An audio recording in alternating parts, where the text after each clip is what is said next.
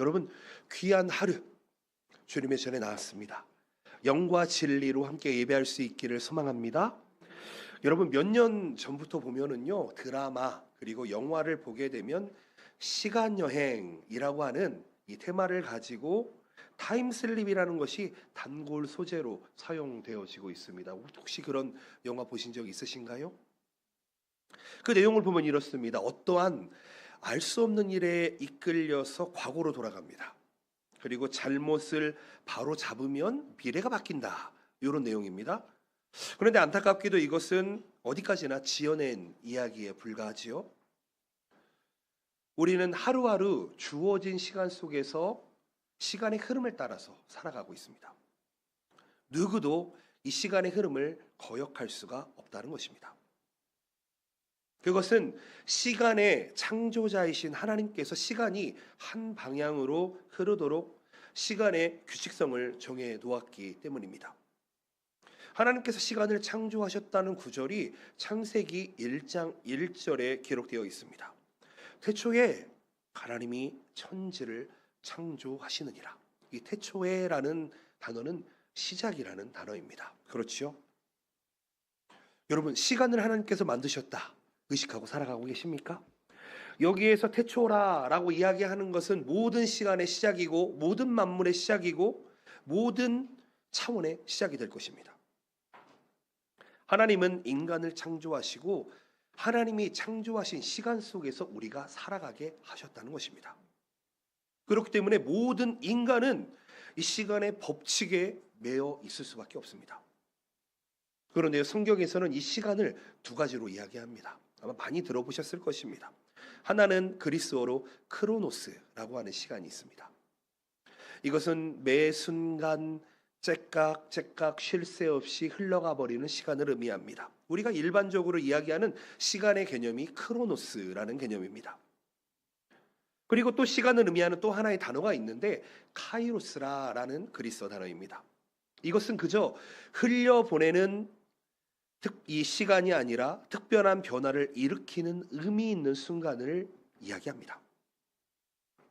즉 우리가 살아가는 시간에는 크로노스의 시간도 있고 카이로스의 시간이 있다는 것이지요. 그런데 우리가 진정한 삶의 의미를 모르고 살아가던 크로노스의 시간을 살아가던 우리에게 예수님을 만나 구원받는 특별한 시간, 카이로스의 시간이 찾아왔다는 것입니다. 여러분, 우리가 예수 그리스도를 믿고 영접 기도를 하는 그 짧은 순간에 우리의 삶에는 세상 무엇과도 비교할 수 없는 커다란 영적 축복과 변화가 찾아왔습니다. 즉 하나님의 카이로스의 시간이 찾아온 것이지요. 우리의 삶은 이렇게 크로노스와 카이로스로 구분되어져 있습니다. 크로노스와 마찬가지로 카이로스 또한 하나님께서 창조하신 시간이기 때문에 우리가 임의로 그 시간을 만들어낼 수는 없을 것입니다.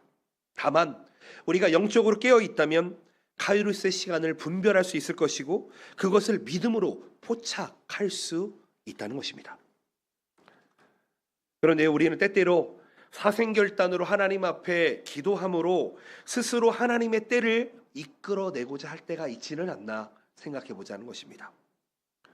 심한 경우에는요, 하나님, 저 아무것도 먹지 않고 단식으로 기도합니다. 하나님 앞에 때를 쓸 때가 있습니다.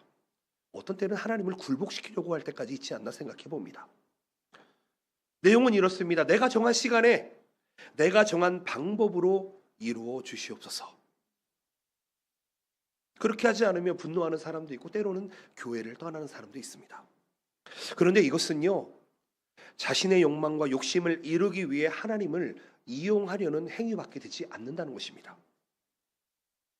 하나님께서 모든 만물의 주관자이시고 태초에 천지를 만드신 분이시고 시간도 하나님의 주권 아래 있음을 신뢰하게 된다면 절대 이렇게 기도하지 않는다는 것이죠. 하나님을 신뢰하지 못하기 때문에 이렇게 기도한다는 것입니다.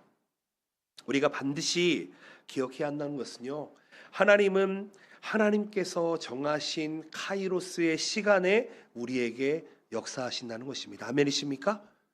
여러분, 이 자리에 모여있는 우리가 우연이 아니라고 제가 계속 말씀드립니다. 여러분, 이 시간이 그냥 흘러가 버리는 크로노스가 아니라 카이로스가 되시기를 예수님의 이름으로 축복드립니다. 여러분, 우리가 두 손 가득 꽉 쥐고 있었던 욕심과 욕망을 내려놓고 하나님 앞에 기도하면서 겸손히 하나님의 때를 기다리면 하나님께서 반드시 카이로스로 일하실 줄로 믿습니다. 오늘 본문을 보시게 되면 민족의 회복을 위해서 눈물로 기도하는 느헤미야에게도 하나님의 때 카이로스가 임하는 것을 볼 수가 있습니다. 여러분, 당시의 패권국이었던 페르시아의 아닥사스다 왕이 느헤미야의 고민을 듣고 나서 그 문제를 즉시 해결해 주겠다고 이야기하고 있습니다. 여러분, 이것은 참으로 놀라운 하나님의 은혜가 아닐 수 없지요. 오늘 이 느헤미야에게 임했던 하나님의 은혜가 하나님의 때와 하나님의 일하심에 대해 이 시간에 우리가 나누고 함께 믿음의 도약을 이룰 수 있으시기를 예수님의 이름으로 축복드립니다. 우리 지난 시간에 1장에서요, 느헤미야는 고국에 있는 동포들의 안타까운 소식을 들었지요. 그리고 어떻게 했습니까? 즉시 눈물로 기도합니다. 금식으로 기도합니다. 그리고 오늘 본문인 2장에서는 그 기도에 응답되는 순간이 나타나고 있다는 것입니다. 1절 말씀을 다시 한번 보실까요? 아닥사스다 왕 제20년 니산월에 왕 앞에 포도주가 있기로 내가 그 포도주를 왕에게 드렸는데 이전에는 내가 왕 앞에 수심이 없었더니, 이렇게 이야기합니다. 여러분, 1장에 나타나다시피 느헤미야는 포도주를 왕에게 드리는 사람이었습니다. 그 직무를 수행하기 위해서 왕을 만나게 되었는데 여기서 주목할 만한 것은 니산월입니다. 니산월이라는 것은 오늘날의 달력으로 이야기하면 4월 달에 의미합니다. 4월 달입니다. 그런데 느헤미야가 기도하면서 예루살렘 성을 중건하기로 결심한 때가 언제냐면은 1장 1절에 보면 기슬월이다, 이렇게 이야기하고 있습니다. 이것은 12월에 해당하기 때문입니다. 자, 그렇다면 생각해 보시기 바랍니다. 12월에 기도한 이후로 벌써 몇 개월이 흘렀다? 4개월이 흘렀다는 것입니다. 그리고 나서 비로소 하나님의 응답의 시간이, 카이로스의 시간이 나타난 것이지요. 여러분, 성경에는 이런 구절이 정말 많습니다. 한 구절인데도요, 몇 년이 흘러간 구절이 있고요, 몇십 년이 흘러간 구절도 있습니다. 오늘 느헤미야서 1장과 2장 사이에는 4개월이라는 시간의 차가 존재합니다. 성경은요, 이 기간 동안에 느헤미야가 어떤 특별한 기도를 드린 것이 기록되어 있지 않습니다. 1장 11절에서 술관원이었다라고 이야기한 이후에 오늘 본문에서 업무를 수행하는 모습이 묘사되어 있는 것처럼 아마도 느헤미야는 자기의 자리에서 술관원의 역할을 성실히 수행하면서 아마도 믿음의 때를 기다리고 있지 않았을까, 이렇게 추측해 볼 수 있습니다. 여러분, 어떻게 보면은요, 4개월 정도는 인간적으로 믿음이 없어도 기다릴 수 있는 시간이 아닌가 생각할 수 있겠지만, 느헤미야 1장에 나타나 있던 느헤미야의 모습을 보게 되면 얼마나 간절히 기도했는지, 얼마나 눈물로 기도했는지, 금식으로 기도했는지를 알 수 있습니다. 아마도 그 하루하루가 느헤미야에게는 천년같이 더디게 느껴졌을지도 모르겠습니다. 하나님께서 하루속히 한시라도 빨리 응답하시기를 바람이 있었겠지만 1장과 2장 사이에 느헤미야가 인간적인 방법을 찾아 헤맸다는 이야기는 그 어디에도 등장하지 않습니다. 그저 믿음으로 하나님의 일하심을 바라고 기다리는 시간이었을 것입니다. 기도하고 나서 4개월을 기다린 느헤미야에게 마침내 하나님의 정하신 카이로스 응답의 때가 되었습니다. 왕에게 포도주를 건네는 느헤미야를 보면서 왕이 이렇게 이야기합니다. 2절 말씀이죠. 왕이 내게 이르시되 네가 병이 없는데 어찌하여 수심이 가득하냐? 이런 필은 네 마음에 근심이 있을 것이라. 이때에 느헤미야가 두려워했다고 이야기합니다. 여러분, 느헤미야는요, 자신의 자리에서 성실히 직무를 수행하면서도 그는 마음에 언제나 고통받는 동포의 아픔을 공감하고 무너져버린 예루살렘을 향해서 애통하는 마음이 있어서 그 걱정이 표정으로 드러난 것 같습니다. 아닥사스다 왕이 이런 느헤미야의 표정을 지적하자 느헤미야는 두려워합니다. 여러분, 일반적인 상황을 생각해 보면 누가 나를 걱정해주고 너 근심이 왜 가득하니? 라고 이해해 준다면은 두렵기보다는 아마도 고마운 마음이 들지도 모르겠습니다. 나의 표정을 살피고 왜 안색이 안 좋아? 라고 이야기하는 것, 어떻게 보면 나를 걱정해 주는 것이고 이해해 주는 것이기 때문이죠. 근데 계속 말씀드리지만 당시의 고대 근동사회, 지금과는 다른 개념을 가지고 있습니다. 특별히 왕을 모시는 사람이 얼굴에 근심과 슬픔이 가득하다는 것은 어떻게 보면 목숨이 위험할 상황일 수도 있다는 것입니다. 얼굴에 두려운 기색이 있고 평소와는 다르게 긴장한 모습을 보인다면, 혹은 왕을 죽이려는 음모가 있지는 않는지 의심받기 때문입니다. 이 상황에서도 표정을 숨기지 못했다는 것은 느헤미야가 얼마나 하나님의 선택받은 백성의 회복을 중요하게 생각하고 있는지를 엿볼 수 있는 부분입니다. 여러분, 다른 사람 같으면은요, 혼비백산하고 애써 웃음 지으면서 그 상황을 모면하려 했을지도 모르겠습니다. 그런데 느헤미야의 대응은 달랐다는 것이죠. 왕에게 자신의 심경을 꾸밈없이 이야기합니다. 3절 말씀입니다. 왕에게 대답하되 왕은 만세수를 하옵소서. 내 조상들의 묘실에 있는 성읍이 이제까지 황폐하고 성문이 불탔사오니 내가 어찌 얼굴에 수심이 없사오리이까 하니. 아멘. 그런데요, 4절에서 왕이 뜻밖에도 이렇게 반응을 합니다. 4절입니다. 왕이 내게 이르시되 그러면 네가 무엇을 원하느냐. 여러분, 놀라운 장면이지 않습니까? 그런데 그 다음에 느헤미야의 반응도 놀랍습니다. 내가 곧 하늘의 하나님께 묵도하고. 왕의 대답을 들은 느헤미야는 그저 변명이나 둘러대는 말로 치부하지 않고 그 하나님의 말씀을 이 왕이 이렇게 대답해서 가르쳐 준다는 것입니다. 여러분, 왕입니다. 왕이 신하의 고민을 듣고 그걸 진지하게 반응한다는 것은 여러분 쉬운 일이 아니라는 것입니다. 왕은요, 느헤미야의 말을 듣고 내가 너에게 무엇을 원하느냐 이렇게 묻습니다. 왕 앞에서 근심을 드러내는 것은 믿지 않는 사람에게는 목숨을 위협하는 치명적 실수가 될 수 있을 것입니다. 그런데 하나님의 때를 기다리며 나아갔던 이 느헤미야의 삶에서는 오히려 그것이 기회로 바뀌고 있다는 것입니다. 혹은 느헤미야의 얼굴이 수심이 가득한 것이 된 것도, 왕의 물음에 느헤미야가 솔직하게 대답할 수 있었던 것도 하나님의 절대 주권 안에서 일어난 일일 수도 있다는 것입니다. 왕은 심지어 느헤미야가 무엇을 요구하지도 않았습니다. 그럼에도 불구하고 먼저 무엇이 필요하냐 이렇게 이야기합니다. 여러분, 느헤미야가 전적인 신뢰를 받는 고관이기는 합니다. 그런데 당시의 정황상 왕의 도움을 받는다는 게 그렇게 쉽지 않다는 것입니다. 아닥사스다 왕은요, 이전에 사실은 에스라가 2차 포로 귀환을 했을 때에 예루살렘 성벽 재건을 중단시킨 일이 있던 사람입니다. 예루살렘 성벽 재건 작업을 방해하는 세력들이 올렸던 문서 때문에 그런 결정을 내렸던 것이죠. 그런 일이 있었기 때문에 자신의 고향을 걱정하는 느헤미야에게 네가 무엇을 원하느냐라고 먼저 묻는다는 것은 사실은 하나님의 놀라운 섭리가 아닐 수 없다는 것입니다. 이때는 느헤미야에 있어서 가장 좋은 타이밍이었을 것입니다. 6절 말씀을 보게 되면 그때에 왕후도 왕 곁에 앉아 있더라 이렇게 이야기합니다. 여러분, 왕과 왕후가 함께 포도주를 마시는 화기애애한 분위기를 생각해 보시기를 바랍니다. 아마도 대부분의 남자였다면 여자 앞에서 자신의 능력을 과시하려는 경향이 있었을지도 모르겠습니다. 왕후가 지켜보고 있었기 때문에 더 호기롭게 느헤미야의 요구를 들어주었을지도 모르겠습니다. 아마도 이때가 아니었다면 상황은 전혀 다른 방향으로 흘러갈 것입니다. 잠언 21장 말씀에 보면 이런 구절이 있습니다. 왕의 마음이 여호와의 손에 있음이 마치 봇물과 같아서 그가 임의로 인도하시느니라. 무슨 이야기입니까? 왕의 마음을 하나님께서 움직이셨다는 것입니다. 하나님의 손이 움직이셨다는 것이에요. 온 세계를 호령하는 대제국의 왕이었던 아닥사스다의 마음이 하나님의 손 안에 있다는 것입니다.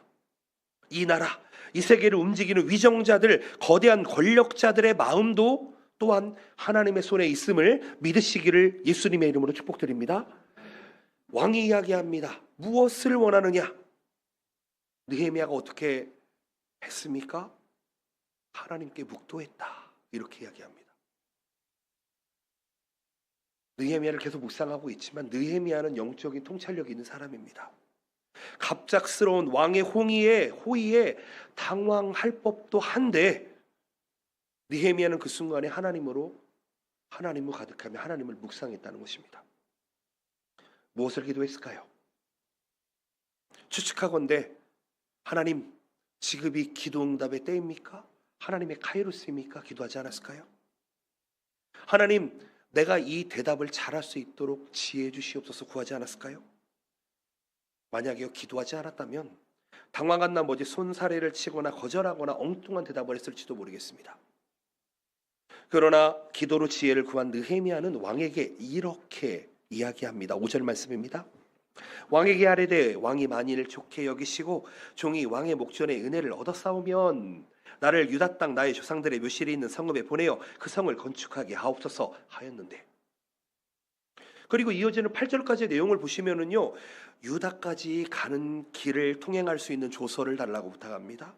왕의 삼림 감독 아삽이 필요한 목재를 지원해 주도록 하는 조서를 달라고 요청합니다. 여러분, 다시 한번 생각해 봅니다. 돌아가 봅니다. 왕이 갑작스럽게 질문했습니다. 갑작스러운 질문에 대한 대답치고는 대단히 계획적이고, 그렇죠? 계획적인 기획안을 제시하고 있습니다.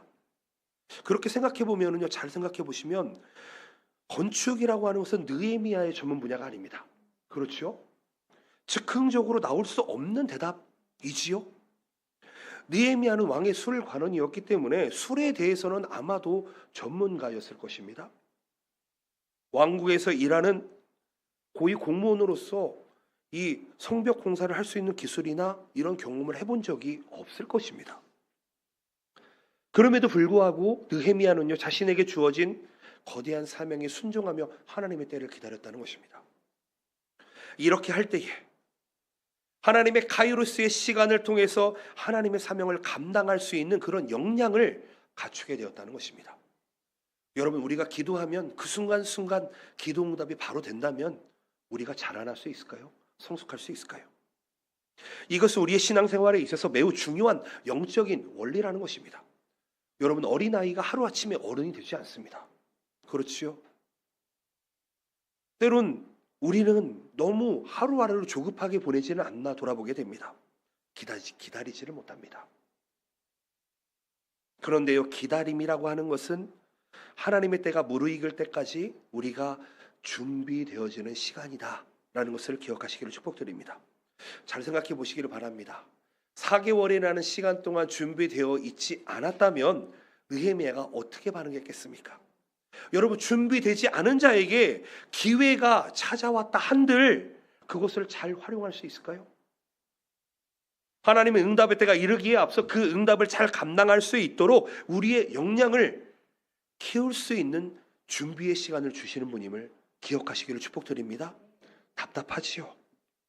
하루하루가 지옥처럼 느낄지도 모르겠습니다. 4개월의 시간 동안 느헤미야에게는 성벽 재건을 위해서 어떤 물자가 필요할지, 그리고 그 물자를 누구를 통해서 어떤 경로로 조달할지에 대해서 많이 고민하고 기도했을 것입니다. 자신은 건축 쪽의 전문가가 아니기 때문에 더욱 간절하게 하나님 앞에 기도했을지도 모르겠습니다. 그런데요, 하나님께 구하고 하나님께 찾고 하나님께 두드렸던 느헤미야에게 하나님의 지혜가 임했다는 것입니다. 하나님의 때를 기다리는 시간은 느헤미야가 사명을 위해서 준비되어지는 시간이었습니다. 하나님은요, 우리 모두에게도 각자에 걸맞는 사명을 주시는 줄로 믿습니다. 우리가 기도할 때에 느헤미야 같이 사명에 대한 깨달음을 얻을 수 있을 것입니다. 그러나 때로는요, 그 사명이 나에게는 너무 버겁게 느껴지거나 누가 봐도 무모하게 보일지도 모르겠습니다. 그런데 그 사명을 주신 분이 우리 살아계신 하나님이시라면, 우리의 창조주, 우리의 구원주, 우리의 심판주 하나님이시라면 사명을 이루시는 분도 하나님의 심을 굳게 믿으시기를 예수님의 이름으로 축복드립니다. 그런 한 사람 한 사람에게 하나님의 카이로스, 하나님의 손이 역사하는 줄로 믿습니다.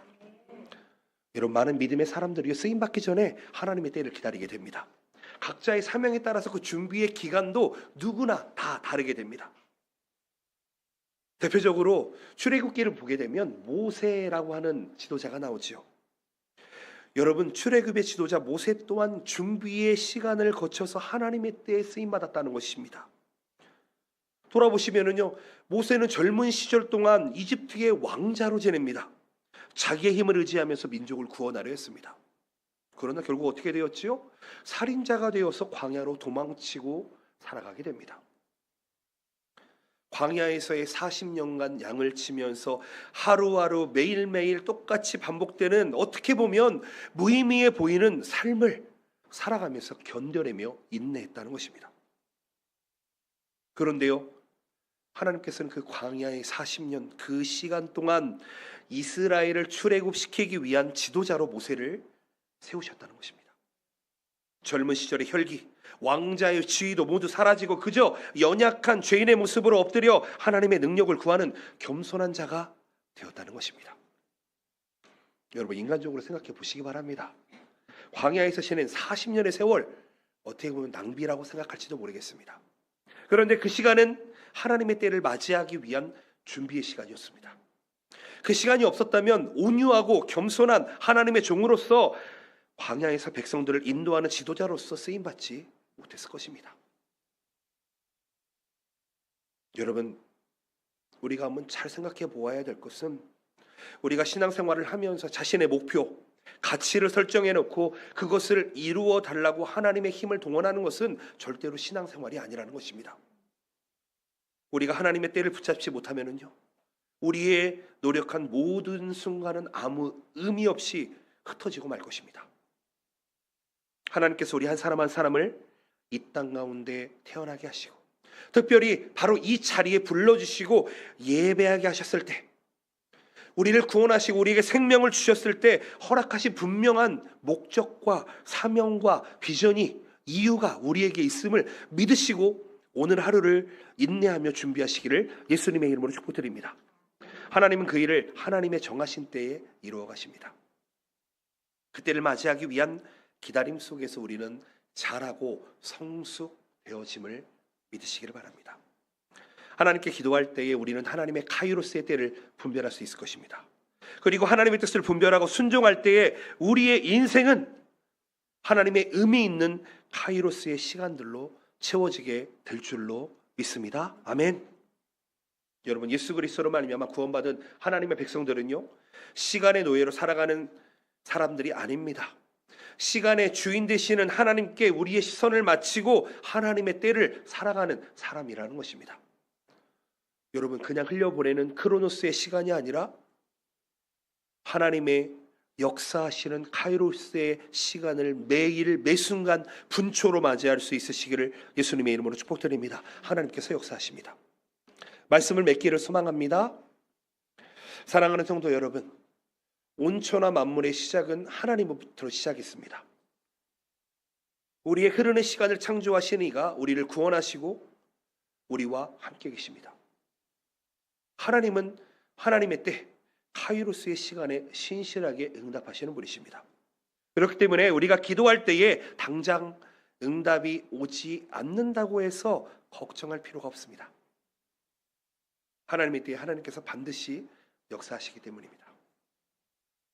살아계신 우리 하나님께서 우리의 기도에 반드시 응답하심을 믿으신다면 그 응답이 이루어진 날을 위해서 여러분 준비하시기를 바랍니다. 자신의 삶에 최선을 살아가시기를 바랍니다. 여러분, 우리가 예배한다, 삶을 산다, 일한다 이야기합니다. 성경의 구약 성경에 아바드라고 하는 동사가 등장을 하는데요, 이 단어가 예배한다라는 단어입니다. 그런데 이 단어의 원래 뜻이 무엇인지 아십니까? 예배한다라는 것은 일하는 것이고 섬기는 것이고 봉사하는 것이다, 이렇게 이야기합니다. 이 동사가 명사가 되면 무엇이 되냐면 노예, 종이라는 단어가 되는데요, 여러분, 근데요, 누구의 종, 누구의 노예가 되는 게 가장 중요합니다. 우리는 하나님의 사람, 시간의 주인이신, 우리 만물의 주인이신 하나님의 섬기는 종이 됨을 기억하시기를 예수님의 이름으로 축복드립니다. 느헤미야의 성전 재건의 과정이요, 어느 날 갑자기 마술처럼 일어나지 않았습니다. 그가 맡은 자리에서 일함으로, 봉사함으로, 섬김으로, 예배함으로, 그리고 인내하고 준비함으로 이 일이 일어나고 있음을 믿으시기를 바랍니다. 하나님께서는 느헤미야에게 사명을 깨닫게 하셨습니다. 해야 할 일을 깨닫게 하셨습니다. 느헤미야는요, 그 기다림이라는 시간을 그저 흘려보내지 않았습니다. 응답의 때를 기다리면서 대비하는 믿음을 가졌습니다. 하나님의 때를, 카이로스를 기다렸습니다.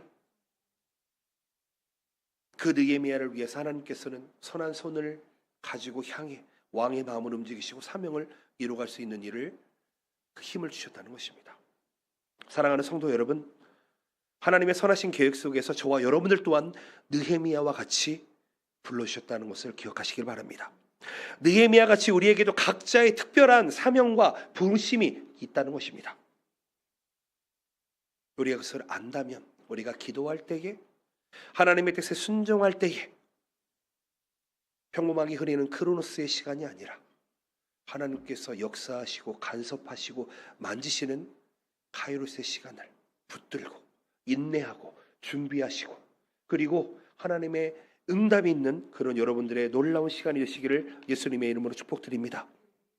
여러분, 우리의 인생은 죄인의 인생이었습니다. 아무 의미 없던 그런 인생이었습니다. 그런 인생은 하나님께서는 불러주시고, 이렇게 예배자로 불러주시고, 교회로 불러주시고, 공동체로 불러주시고, 천국 소망을 우리에게 주셨다는 것입니다. 바라옵고 원함께는 하나님 앞에 여러분 솔직하게 가감없이 우리의 삶을 올려드리며 나아갈 수 있으시기를 부탁드립니다. 특별히 우리 교회가 회복되기를, 특별히 우리 가정이 회복되기를, 우리 무너져 있는 관계가 회복되기를, 혹 우리의 아픔과 실망한, 절망한 우리의 모습이 소망으로 회복되기를, 그런 여러분들 되시기를 예수님의 이름으로 축복드립니다. 아멘. 기도하시겠습니다.